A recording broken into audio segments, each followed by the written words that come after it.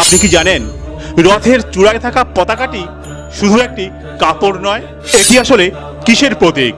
আর এটি কেন সামনের দিকেই থাকে? চলুন আসল সত্যটা জেনে নিই।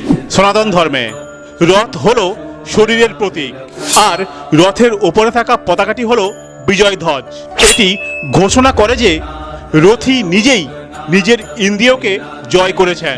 রথের চূড়ায় থাকা এই পতাকাটি হনুমানজির প্রতীক। পৌরাণিক কাহিনী অনুযায়ী অর্জুনের রথেও হনুমানজি এই পতাকাতেই ছিলেন, যা কুরুক্ষেত্রের যুদ্ধে ধর্মের জয় নিশ্চিত করেছিলেন। এটি অশুভ শক্তির বিনাশ এবং শুভ শক্তির বিজয়ের এক জ্বলন্ত নিদর্শন। তাই পরের বার যখন রথের দিকে তাকাবেন, মনে রাখবেন ওই পতাকাটি শুধু বাতাসে উঠছে না, ওটি আপনার মনের ভেতরের জয়ী হওয়ার সাহসকে জাগিয়ে দিচ্ছে। কেমন লাগলো ভিডিওটা কমেন্টে জানান, আর ভক্তি ভরে লিখুন জয় জগন্নাথ।